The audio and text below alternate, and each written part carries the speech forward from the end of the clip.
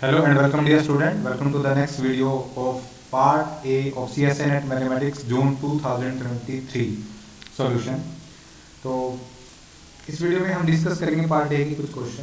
तो पहला क्वेश्चन है, if on every correct answer you are awarded with 2 marks and every wrong answer you have negative marking of 1 marks and an unattempted question award you 0 marks, then which of the following marks are not possible in a test of 10 question. एक फिर हमारे पास 10 question का एक test होगा, उनमें हमारे पास कितने option 4 दे रखे हैं, इनमें से कौन से मार्क्स है जो पॉसिबल नहीं हो सकते हैं। ठीक है, तो इनको 1 by 1 करते हैं हम। तो सबसे पहले ए को करते हैं, क्या -9 पॉसिबल है? क्या बिल्कुल पॉसिबल है। -9 के लिए हम क्या करेंगे, मैं 9 क्वेश्चन को क्या कर दूंगा, रॉन्ग कर देता हूं। ठीक है, और जो 1 क्वेश्चन है वो अनअटेम्प्टेड है। ठीक है, अनअटेम्प्टेड है तो ये हो जाएगा, एक रॉन्ग के लिए हमें एक नेगेटिव मार्किंग मिलेगी, तो -9 + 0 = -9 पॉसिबल है। इसका मतलब ए ऑप्शन नहीं हो सकता। फिर बी -7, इसमें मैं क्या करूंगा, 7 क्वेश्चन को क्या कर देता हूं मैं, रॉन्ग, और 3 क्वेश्चन है वो अनअटेम्प्टेड होंगे। ठीक है, तो यहां से हमारे पास टोटल कितने होंगे, -7 + 3 × 0, तो -7 मार्क्स आ जाएंगे। तो ये भी पॉसिबल है। तो नॉट पॉसिबल पूछा है उसने, तो ये भी आंसर नहीं हो सकता है क्योंकि -7 भी पॉसिबल है। सी पार्ट में 17 है, तो 17 के लिए हम क्या करें, अगर 9 क्वेश्चन हम क्या करें, करेक्ट कर दें। ठीक है, और जो एक है वो हम रॉन्ग कर देते हैं, तो 9 करेक्ट के लिए हमें क्या मिलेंगे, 9 × 2 मार्क्स, और एक रॉन्ग के लिए -1, तो हो जाएगा 18 - 1 = 17 मार्क्स आ जाएंगे हमारे। तो 17 भी पॉसिबल है, इसलिए 17 भी आंसर नहीं हो सकता। तो इसका जो करेक्ट आंसर बनेगा वो बनेगा ऑप्शन नंबर डी। 90 मार्क्स उस टेस्ट में नहीं आ सकते किसी बच्चे की। Okay, now come to the next question. Question number 2, if A and B have in their collection of coins of rate 1, 2, 5 and 10, ठीक है, इन द रेशियो 3, A के पास है वो कॉइन इस प्रकार से है 3:2:1, और B के पास है वो कॉइन इस टाइप से है 4:3:2:1 respectively. The total number of coins with each of their is equal to the value of coin with A, मतलब दोनों के पास नंबर ऑफ कॉइन्स है वो सेम है। ठीक है, ए के पास भी और बी के पास भी। If the value of the coin with A is 270, मतलब अगर दोनों सभी कॉइन्स को मिला के अगर पैसे बताए जाए ए के पास, तो उसके पास 270 रुपीज है। Then the value of with B, तो बी के पास कितने पैसे होंगे ये पूछ रहा है वो। तो सॉल्यूशन पे आते हैं इसके। तो मान लो हम ए के पास, देखो यहाँ पे हम कॉइन मान लेते हैं। ठीक है, कॉइन हमने मान लिया, यहाँ पे 1 का है, 2 का है, 3 का है, 4 का है। ठीक है, और यहाँ पे हम ए के पास मान लेते हैं और यहाँ पे बी के पास। ठीक है, ये हो गया हमारे पास। ओके, अब यहाँ पे क्या बोलते हैं कि नंबर ऑफ कॉइन्स है, ठीक है, respectively the total number of coin of each there are equal. ठीक है, टोटल नंबर ऑफ कॉइन मतलब ए के पास भी और बी के पास भी, ए के पास भी उतने ही कॉइन है, बी के पास भी उतने ही कॉइन है। ठीक है, तो रेशियो दे रखा है ए के पास कॉइन्स का, वो है 3, 2, 2, 1। ठीक है, तो हम यहाँ पे मतलब फर्स्ट वेरिएबल वो x मान लेते हैं, और b के पास क्या रेशियो है, 4, 3, 2, 1 ये मान लिया। तो यहाँ पे हम क्या करते हैं, रेशियो मान लेते हैं। ठीक है, मान लो एक और नंबर ऑफ कॉइन्स इक्वल है, तो यहाँ पे एक के हम यहाँ पे मान लेंगे 3x, 2 के लिए 2x, 3 के लिए 2x, और यहाँ पे कितना आ जाएगा, x आ जाएगा। ओके, तो टोटल नंबर ऑफ जो कॉइन्स है वो a के पास कितने हो जाएंगे, वो जाएंगे हमारे पास 8x।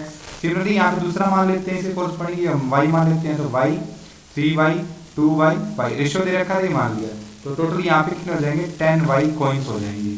तो a के पास 8x कॉइन है और b के पास 10y कॉइन्स है, और दे क्या रखा है, the total number of coins with each of their are equal, मतलब 8x = 10y। ठीक है, तो यहाँ से y की वैल्यू कितनी आ जाएगी, 4/5, 2 से कैंसिल कर दिया हमने, इंटू x। ये y में और x में रिलेशन आ गया। ओके, अब नेक्स्ट क्या बोलते हैं, नेक्स्ट वो ये बोलता है कि a के पास और b के पास क्या है, सेम नंबर ऑफ रुपीज है। ठीक है, तो ये एक के कॉइन कितने हैं, उसके पास 3x है, 2 के 2x है, 3 के 2x है, 4 के x है। तो a के पास टोटल रुपीज 270 है। तो यहाँ से अगर मैं रुपीज काउंट करूँ तो हो जाएगा 3x × 1 + 2x × 2 + 2x × 3, a के पास की बात कर रहा हूँ मैं, और प्लस x 1x × 4। ये टोटल हमारे पास सॉरी 5 था यहाँ पे, 4 नहीं था, 1 2 5 और 10 था यहाँ पे, ओके 5 और 10 ये था, ओके। तो ये हो जाएगा हमारे पास 3 की जगह 5 और 4 की जगह 10, ओके। ये तो हमारे पास 270 है, इनको ऐड कर देते हैं हम 3 1 2, ये हो जाएगा 2 4, तो ये हो जाएगा 3x plus 4x plus 10x plus 10x, तो ये हो जाएगा total 27x is equal to 270। तो x की वैल्यू कितनी आ जाएगी यहाँ से 10 आ जाएगी, ठीक है। तो x की वैल्यू 10 आ गई, x की वैल्यू 10 आ जाएगी यहाँ से। तो y की वैल्यू कितनी आ जाएगी, y की वैल्यू आ जाएगी 4/5 इंटू 10, y की वैल्यू आ जाएगी यहाँ से 8, ठीक है। 5 इंटू 2 4 इंटू 2 8, तो y की वैल्यू आ जाएगी 8 आ जाएगी, ओके। अगर y की वैल्यू 8 आ गई, b के पास वो पैसे पूछ रहा है कितने हैं, तो हो जाएंगे 1 इंटू 4y, ठीक है, plus 2 into 3y plus 5 into 2y plus 10 into y is equal to, ये बताना है हमें कितनी है, y की वैल्यू आ चुकी है। तो y ले लेते हैं कॉमन यहाँ से, तो हो जाएगा 4 प्लस 3 प्लस 5 प्लस 10, ठीक है, कितना हो जाएगा 30, ठीक है 20, ओके 10 10 20 30 30 हो जाएगा बच्चों 30, ओके 30। और y की वैल्यू कितनी है 8, 8 इंटू 30 इज इक्वल टू 240, तो 240 क्या आ जाएगा, इसका आंसर आ जाएगा, option number B is the right answer, okay. Now come to the next question, next question पे आते हैं हम। नेक्स्ट क्वेश्चन आसान सा है, ये जस्ट कंपाउंड इंटरेस्ट का क्वेश्चन पूछ रखा है उसने कि प्रॉफिट हमारे पास 150 लाख, ठीक है, रेट है वो 10% है, टाइम है वो 3 ईयर है, तो कंपाउंड इंटरेस्ट है। तो हम सभी को पता है कि जो कंपाउंड इंटरेस्ट है उसका फॉर्मूला क्या होता है, profit into 1 plus r by 100 rate raise to power n with n is the number of years minus 1, ठीक है, ये फॉर्मूला होता है। ये तुम्हारे पास हो जाएगा p इंटू 1 प्लस r की वैल्यू कितनी रखी है 10, ठीक है, 10 upon 100 raise to power n, ये n की वैल्यू है 3 ईयर्स, तो ये आ जाएगा 3 माइनस 1, ठीक है, ब्रैकेट 1। ये हो जाएगा हमारे पास प्रॉफिट की क्या क्या वैल्यू दे रखी है 1.5 लाख, ये आ जाएगा, यो 1 से 0 से 0 cancel, 10 plus 1 11, 11 by 10 raise to power 3, तो 11 by 10 raise to power 3 minus 1, ठीक है। इसको फर्दर सॉल्व कर लेते हैं हम, ये हो जाएगा 150 lakh into 11 raise to power 3, ठीक है, 11 रेज टू पावर 3 कितना होता है इतना, ओके। और नीचे हो जाएगा तुम्हारे पास ये, ओके, और माइनस में 150 लाख फिर से, ओके, ये हो जाएगा तुम्हारे पास 150 लाख, ओके। तो ये सोल्व कर देते हैं, इसको सोल्व करने के बाद हमारे पास ये 2 0 से 2 0 कैंसिल यहाँ पे, ओके, ये अच्छा ये कॉमन ले लेते हैं 150 यहाँ से, 150 कॉमन ले लिया, 150 कॉमन लेके जो यहाँ पे बचेगा 2 3 4 1 3 3 1 माइनस, ये हो जाएगा तुम्हारे पास 1000, ठीक है, सॉरी, ओके, अच्छा 1 0 से 1 0 और यहाँ पे ये रहेगी 3 0, तो ये 150 कॉमन आएगा और यहाँ से 1000, तो 150 इंटू ये हो जाएगा 331, ये मल्टीप्लाई करके आ जाएगा 49650, ये आंसर आने हैं, ठीक है, कितना इंटरेस्ट आ जाएगा उस पर। तो इसने जिसका ये आंसर आया है 49650, उसका ठीक है, अदरवाइज गलत। चलते हैं नेक्स्ट क्वेश्चन पे।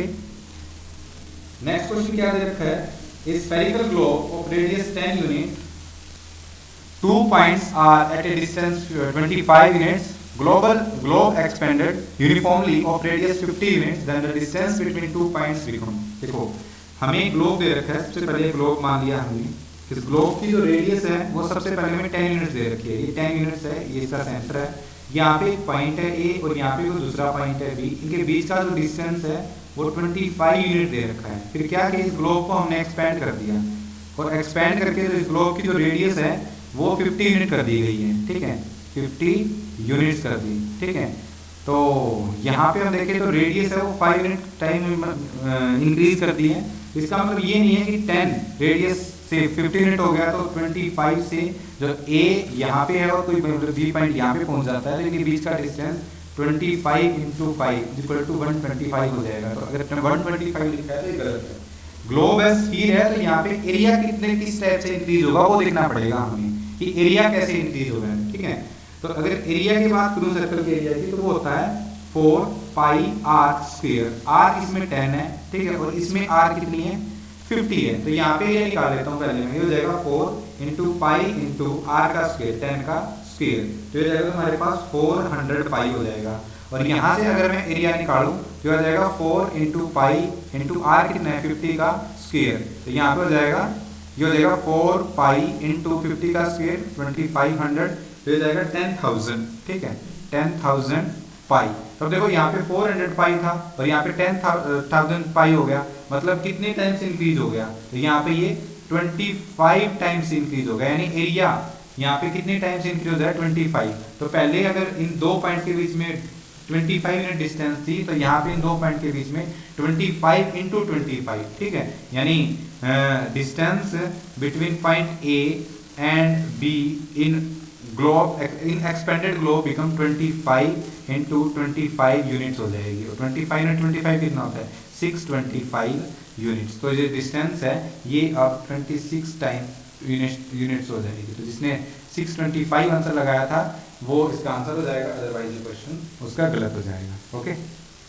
Now come to the next question. ये भी एक अच्छा क्वेश्चन पूछा हुआ है, प्रोबेबिलिटी का क्वेश्चन है ये। If in A group of 7 people 4 have exactly 1 sibling and 3 have exactly 2 sibling, then if 2 people are selected at random from the group, what is the probability that they are not sibling? ठीक है, ध्यान रखें यहाँ पे इस type के word देख लेना, not sibling, sibling नहीं होंगी, यानी दो अगर मैं उस ग्रुप पीपल उसमें से चूज करूंगा दोनों के दोनों सिबलिंग ना हो, तो इसकी क्या प्रोबेबिलिटी होगी। देखो हमारे पास 7 पीपल है, ठीक है, तो 7 की हमने नंबरिंग दे दी, मान लो 1 2 3 4 5 6 7, ठीक है, 7 पीपल है हमारे पास। तो उनमें से 4 ऐसे हैं जिनका एक एक सिबलिंग यहाँ पे है। तो मान लो पहला ग्रुप ये मान लिया मैंने ए, इनमें से जो 1 है और 2 है दोनों सिबलिंग है, ठीक है, ये पहला ग्रुप हो गया। बी में ये 2 एलिमेंट आ गए, 2 मेंबर आ गए 4 एंड 3, और ये सी ग्रुप मान लिया जिसके अंदर 3 है, वाई 6 एंड 7, इन तीनों का एक ग्रुप है, इन दोनों का एक, दोनों का एक, ये एक दूसरे के साथ सिबलिंग है, ठीक है, ये दोनों सिबलिंग है, ये दोनों भी सिबलिंग है, ओके, और ये तीनों सिबलिंग है, ठीक है, ऐसे उसने सिनेरियो दे रखा है यहाँ पे। तो अब यहाँ पे देखें तो एक के कितने सिबलिंग है, एक है, 2 का कितना सिबलिंग है, एक है, थर्ड वाले के कितने सिबलिंग है, 4 वाले का ये, तो इन चारों पर्सन के एक सिबलिंग है, और 5 के कितने सिबलिंग है 2, 6 के कितने सिबलिंग है 2, 7 के कितने सिबलिंग है 2, क्योंकि 5 और 6 एंड 7 तीनों सिबलिंग है। तो कंडीशन पूरी हो गई, 3 हैव एग्जैक्टली 2, इन 3 के पास 2 सिबलिंग है, इन 4 के पास 1 सिबलिंग है, ओके।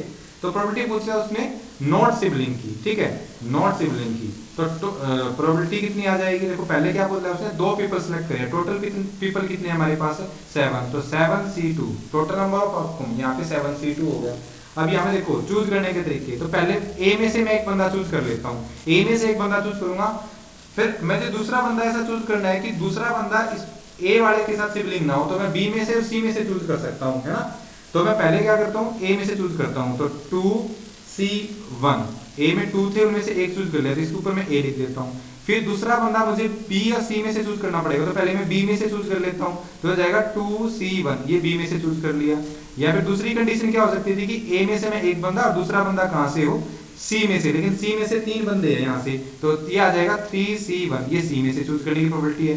नेक्स्ट, या हो सकता है कि मैं बी में से पहला बंदा चूज कर लूं, तो बी में से पहला बंदा चूज करूंगा मैं, तो वो हमारे पास हो जाएगा 2C1, ये हो जाएगा, इनटू सी में से चूज करने का तरीका कितना है 3C1, तो NC1 किसके इक्वल होता है, n के इक्वल होता है, तो यहाँ पे हो जाएगा हमारे पास 2 into 2 plus 2 into 3 plus 2 into 3, ठीक है, अपॉन 7C2 को हम सोल्व करेंगे तो हो जाएगा 7 इंटू 6 इंटू 5 फैक्टोरियल अपॉन ये हो जाएगा तुम्हारे पास 2 factorial into 7 minus 2 5 factorial, 5 factorial से 5 फैक्टोरियल कैंसिल, 2 फैक्टोरियल 2 होता है 2 इंटू 3, तो ये जाएगा तुम्हारे पास टोटल हो जाएगा ऊपर 60 नीचे हो जाएगा 21। तो ऑप्शन नंबर जो बी है वो तुम्हारे पास क्या बन जाएगा, इसका राइट आंसर हो जाएगा, ठीक है।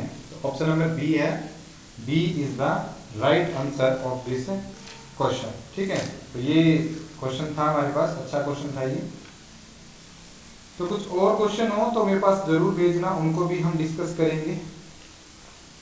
ओके, फिलहाल मेरे पास यही क्वेश्चन थे जो हमने डिस्कस किए हैं।